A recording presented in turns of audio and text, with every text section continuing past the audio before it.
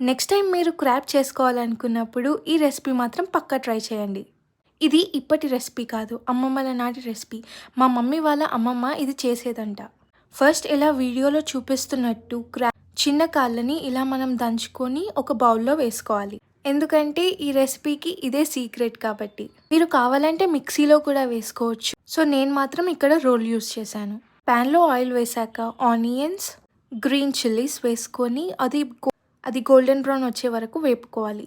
దాని తర్వాత ginger garlic paste, salt వేసుకొని అది కొంచెం లైట్గా రోస్ట్ అయిన తర్వాత మనం పసుపు వేసుకొని ఒక 2 to 3 minutes వరకు వేపుకోవాలి. వేపుకున్న తర్వాత ధనియాల పౌడర్ వేసుకొని అలా 2 minutes వేగిన తర్వాత మన క్రాబ్స్ని ప్యాన్లో వేసేసుకొని కలుపుకోవాలి.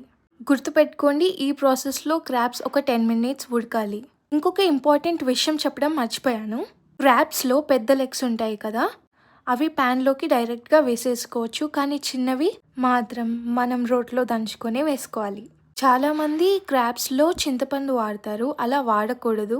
ఎందుకంటే ఈ రెసిపీకి టేస్ట్ పోతుంది. క్రాబ్స్ ఎలానో 10 minutes ఉడకాలి కాబట్టి ప్యారలల్గా ఇక్కడ టమాటోస్ని గ్రైండ్ చేసుకొని 10 minutes తర్వాత మనం టమాటో ప్యూరీని వేసుకోవాలి. కర్రీ లీవ్స్ కూడా వేసుకొని మిక్స్ చేసుకోవాలి. నెక్స్ట్ మనం క్రాబ్ని రోట్లో దంచుకున్నాం కదా, మనం దంచుకున్న క్రాబ్లో వాటర్ పోసేసి బాగా కలపాలి. కలిపిన తర్వాత ఈ వాటర్ని మనం కర్రీలో వేసుకోవాలి. సెకండ్ టైం కూడా సేమ్ ప్రాసెస్ రిపీట్ చేయాలి. ఈ వాటర్ యూజ్ చేయడం వల్లనే గ్రేవీకి థిక్నెస్ వస్తుంది. మళ్ళీ చెప్తున్నా, ఈ రెసిపీలో టర్మరైడ్ అస్సలు వాడకూడదు.